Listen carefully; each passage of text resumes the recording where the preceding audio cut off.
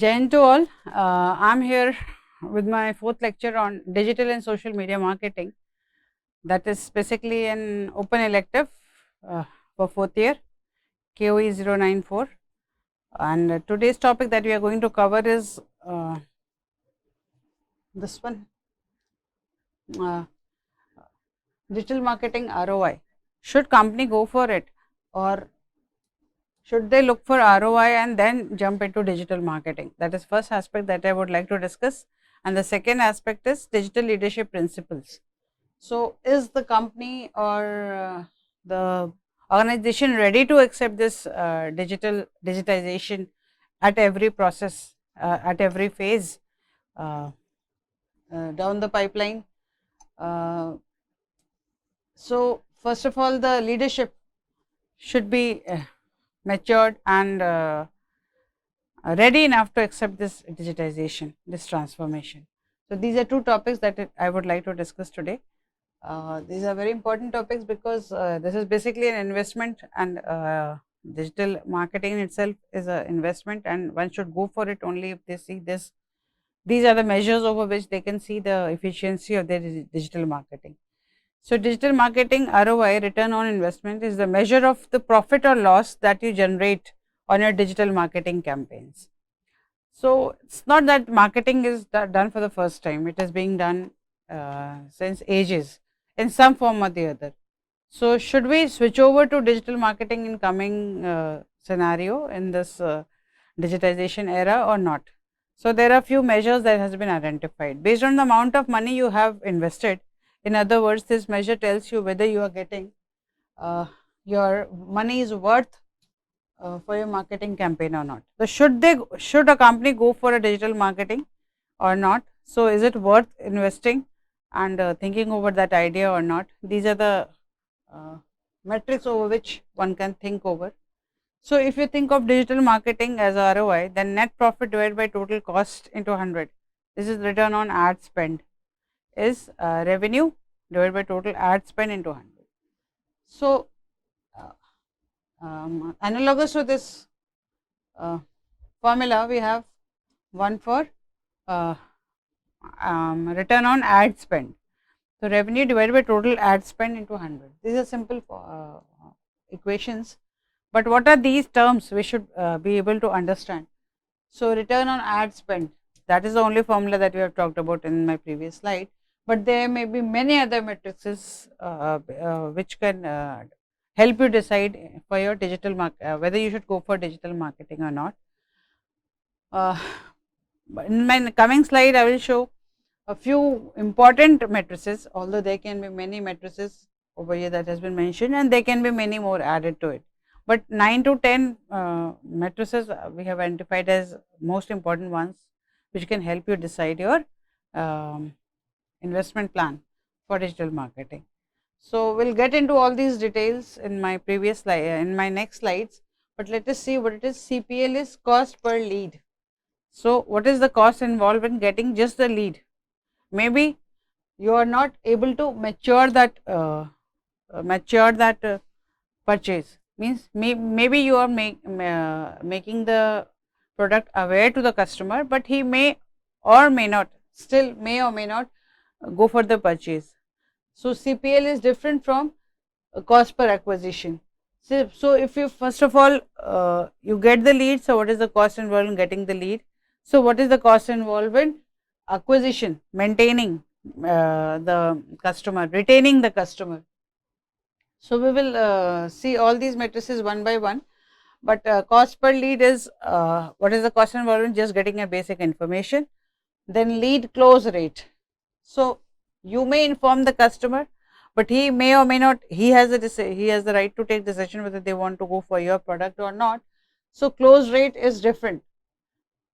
He may be informed, he may or may not choose to purchase it. Then cost per acquisition. So, after getting the lead and then finally closing it, you may get your cost involved in acquiring your customer. Then after acquiring customer, you need to retain it. The average order value. Supposingly, customer is convinced, he has been informed, he has been convinced, but again the order value that has been made by the customer is very insignificant. So you may get into losses, your investment may not be so fruitful if we measure this one. So average order value is, what is the average order value he is giving.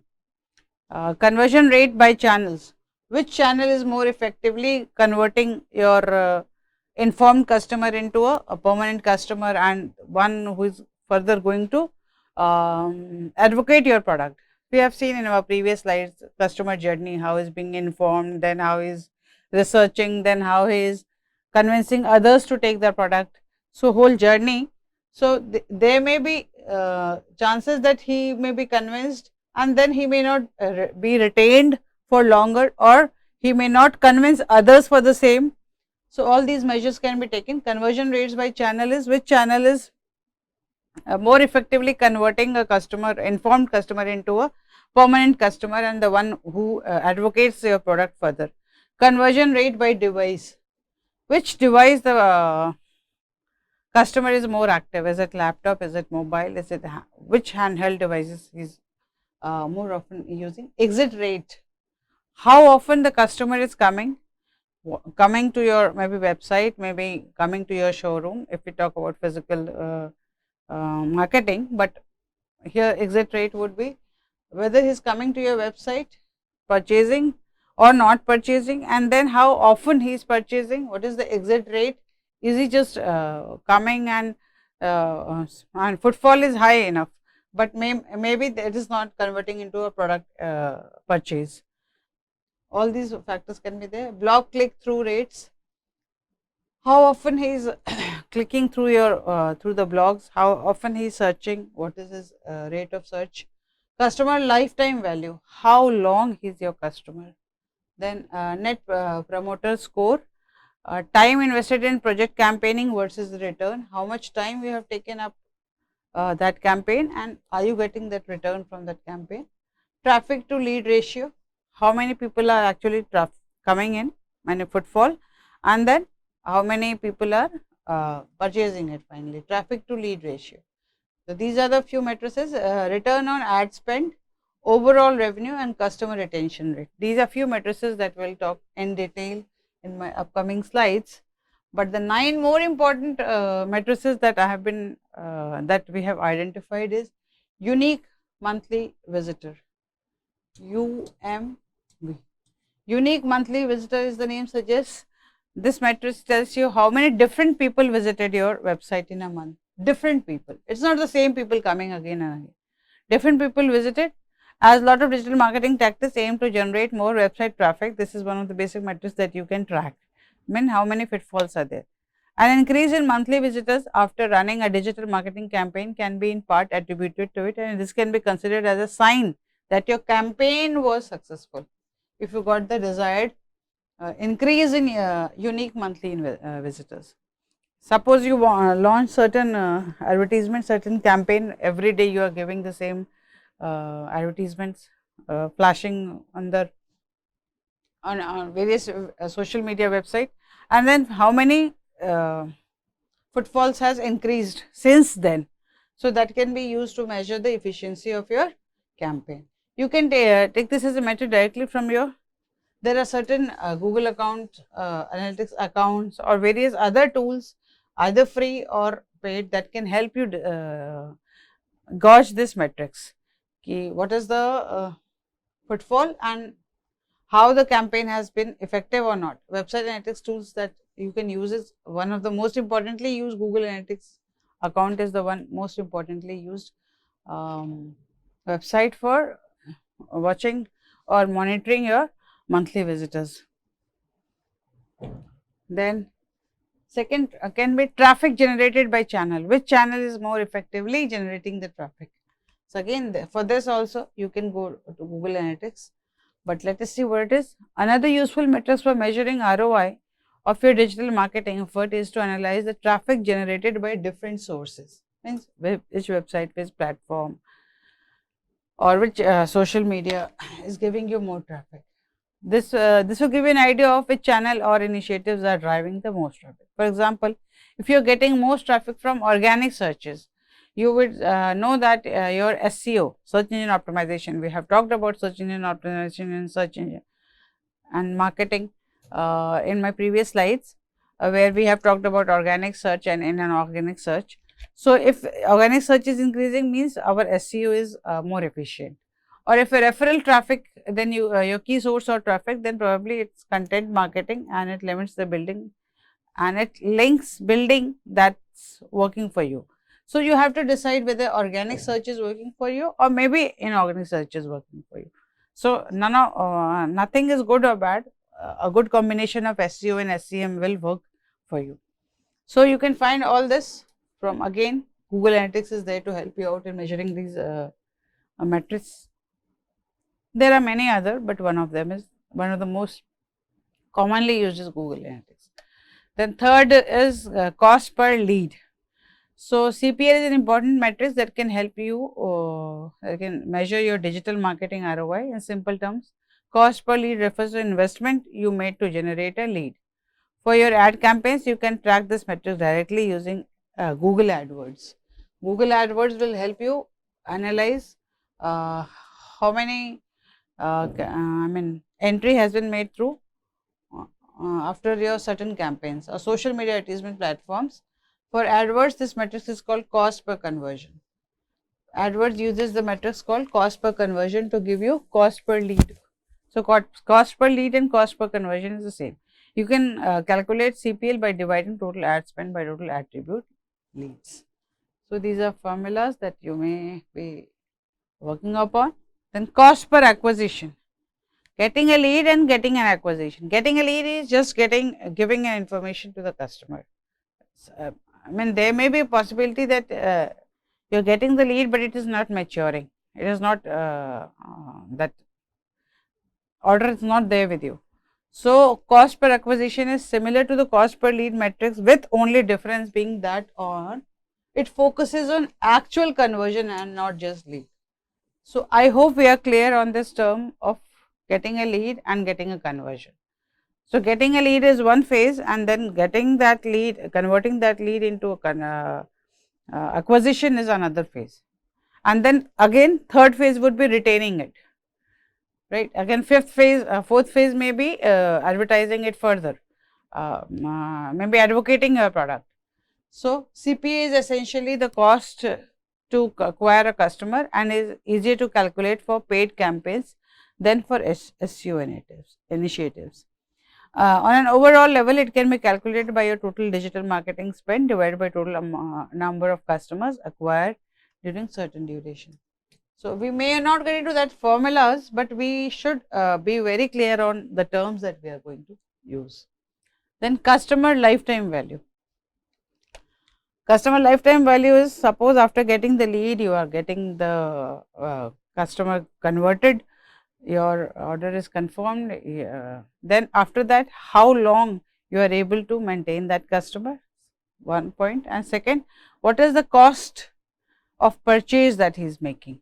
So, customer lifetime value is an important metric that almost all type of business should calculate. It is especially beneficial for e-commerce campaigns, and it gives them an estimate of how profitable a customer may be in long term. How profitable a customer. In the previous slides, we were talking about how profitable your campaign is. Here, when after converting a lead into a confirmation, then profitability through the customer means, is he are we able to retain him, or what is the cost of the purchase that he is making. So, profitable a customer may be in long term. This metric tells you whether what you spend on acquiring a customer is even worth. For example, suppose you have put all your resources in following one lead, and then again you find that that customer may be making a purchase, but not very significant one. So, if you acquire a customer of say $X and then end up making only one purchase of this value or even less, then in that case customer lifetime value is this much, and as is the same, as they are not likely to make a repeat purchase.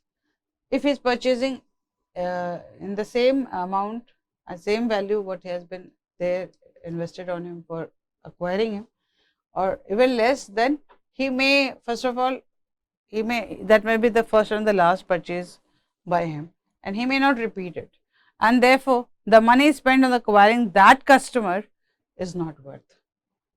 So first you have to evaluate whether you are following the right customer or not, that matter. There is no direct way of finding out customers' lifetime value, and each business has its own own methodology for making projections and estimates. Again, whether we should follow one customer or not, how much we should follow one customer, depends on our previous experiences that a business gives us. Then conversion rate. We all know that identifying a traffic sources or channel is a good way to identify what works for a particular business. However, traffic in itself is not very reliable metric.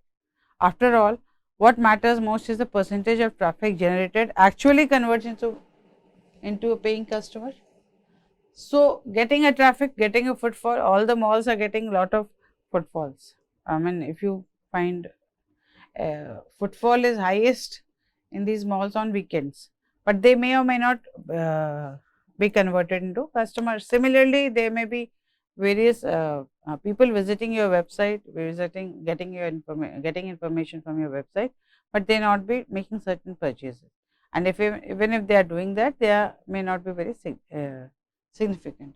That is why expert marketers prefer using conversion rate as the preferred metric to determine digital marketing ROI. So, we can in a way draw a conclusion that ROI, one of the key metrics to identify the ROI of digital marketing is conversion rate. You can calculate this by analyzing what percentage of traffic generated by channel actually converted. One channel might be generating more traffic than another, but it may not be driving conversions. Another channel might be bringing less traffic, but most of the traffic results into conversion. As a business, you should focus on efforts on the later channel, as it's the one getting more conversion. So, wherever the traffic is coming, coming traffic is not enough. In fact, conversion is more important. Then return on ad spend. Return on ad spend is metric that directly tells you ROI, tells you the ROI of an advertisement campaign. Unlike other digital marketing techniques, where it is difficult to calculate ROI, with paid campaigns, you can easily find your ROI by the above formula. Return on ad spend directly ties revenue to the cost of running a paid campaign. It is calculated as total revenue generated via your ad campaign divided by total ad spend. If you run ad campaign, then it is one digital marketing ROI metric that you can't afford to overlook. Then we have eighth metric can be landing page performance metrics. There are several matrices that determine how your landing pages are performing. Means landing page means home page, the first page that appears in front of a customer. And as landing pages are crucial in driving lead down the funnel, it is important for you to track these matrices.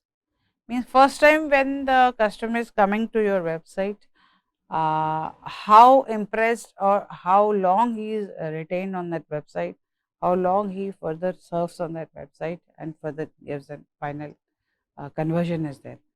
There are some landing page matrices that you should regularly track and measure. Obviously, Google Analytics will help you in doing that, and but there are few matrices that you should that is focusing only on the landing page metrics. I mean, how effective your first page is. The first is bounce rate. There are four matrices involved in that. So, first is bounce page.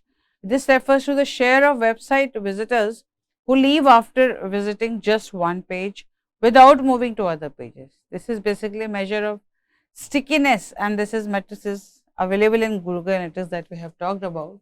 The lower the bounce rate, the better it is for your business. Bounce rate means he's coming and bouncing back, going out of your website without surfing and searching further. So, if bounce rate is high, means naturally it is not good sign for the company, for the advertisement. Second is time spent on pages. This metrics help you assess the effectiveness of your landing page design and content to engage your audience. You can find this directly through Google and it is good enough. But the more time your user spends on your landing page, the better are the chances that they will move to another page and not exit.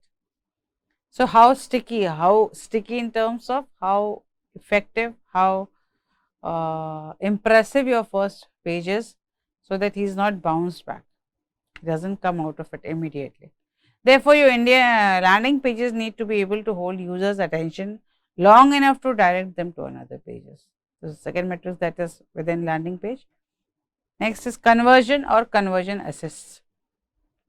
How easy maneuvering is, how easy movement from one page to another is, how informative it is.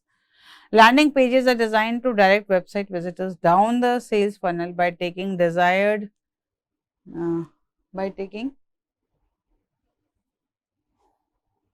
desired actions.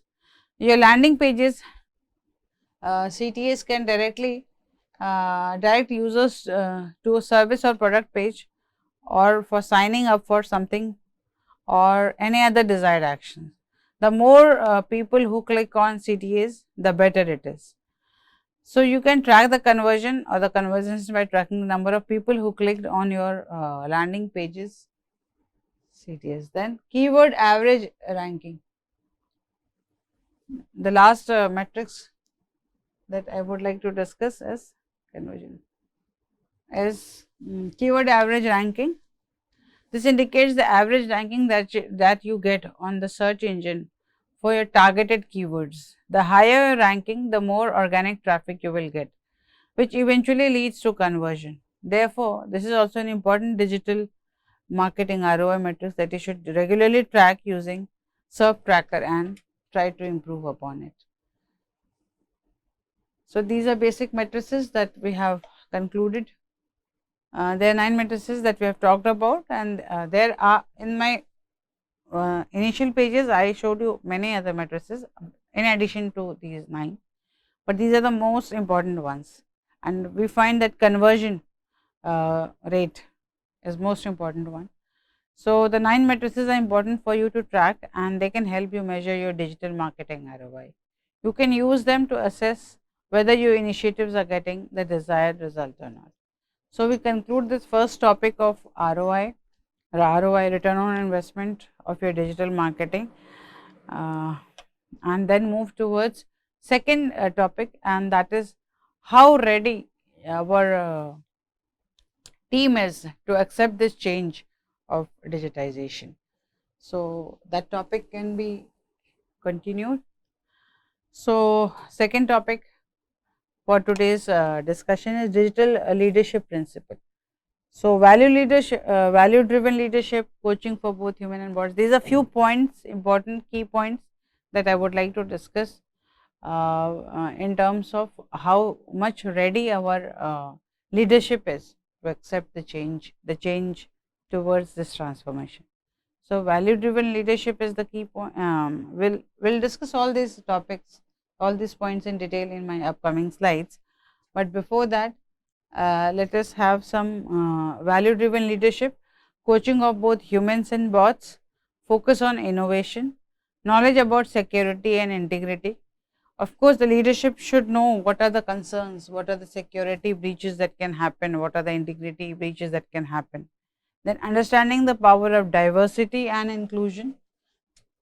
We all know the theory of 5 hats, how different a group should consist of people of diverse idea and ethics, and they should be working collaboratively.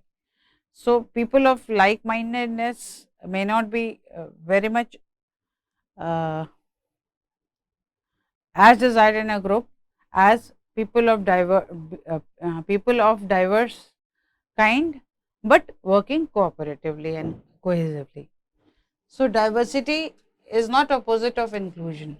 Diversity is different thing, and then we are including all those diversity together is one point. Then we have learnability and how to sustainable as human and as a leader.